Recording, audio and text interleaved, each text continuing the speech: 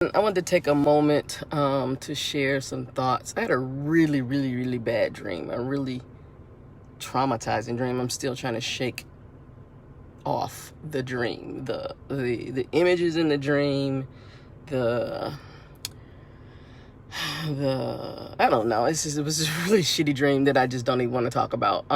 But I know where it came from. I know where these thoughts came from, and over the past week, 2 weeks rather. I've been experiencing internalizing a lot of the stuff that happens online, basically with Twitter. And it started with the video that I said, white men in tech ain't shit, that individuals, they may have listened to the video, but instead of listening to understanding the content of it, which was white men in tech ain't shit because you're literally not using the privilege that you have to improve this community for whatever fears that you have, or other people have fears every day.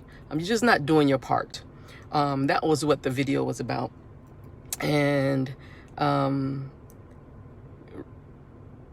creating that video just was another message to me that I can say anything, I can do anything on these platforms in these tech companies except call out the problem. When I say anything about white men, well, whiteness, but then specifically white men, I'm censored. I'm some South, I don't know if he was Indian, Pakistani, or whatever. He was one of the people who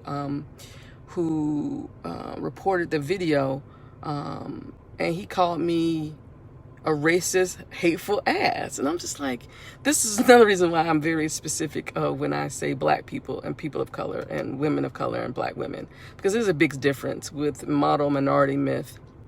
And I just realized how often people like me are doing this work, and you say that you got our backs and you whatever, but do you really? It's really just evident to me that many of you have learned the language of inclusion. You will bring me to a conference. You will bring others to a conference. You want us to shake things up, but have you really thought about what that does for us?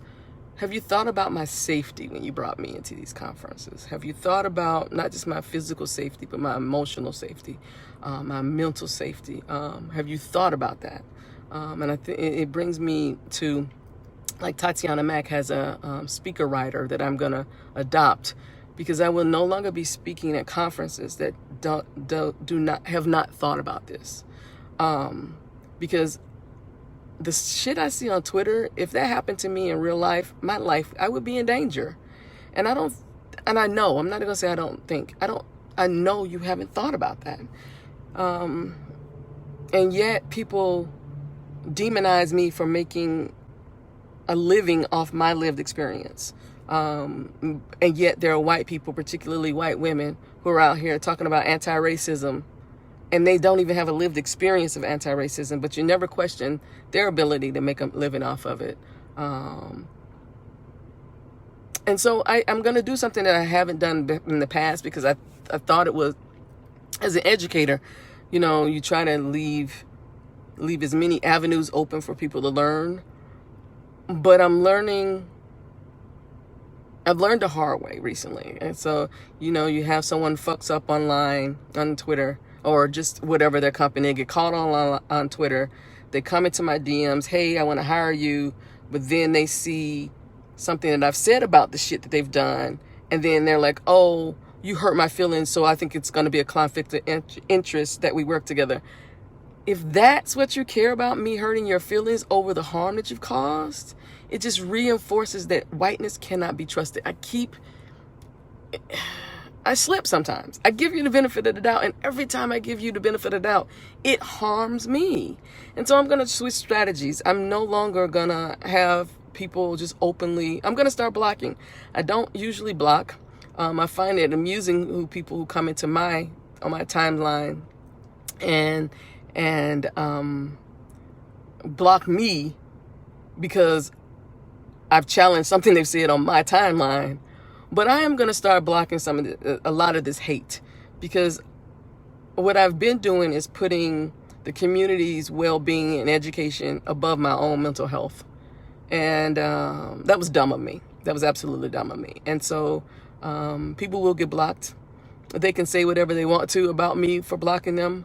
But yeah, it goes back to, again, one of the videos that I created. I don't owe you shit.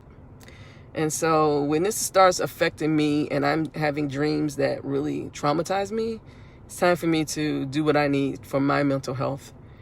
Because I recognize that of the 7,000 who follow me, maybe 100 of you, I don't even think it's that many, actively engaged. The rest of you are just parasites. And yeah, and you don't deserve. I'm not, and somebody's gonna say I'm angry. Not angry at all. Yeah, this is where when you see a black woman like this, we're not angry. We're resolute. We've made a decision, and we're good. We're done. So yeah, you're not doing enough. White men in tech, you're still shit, because you're still not doing enough.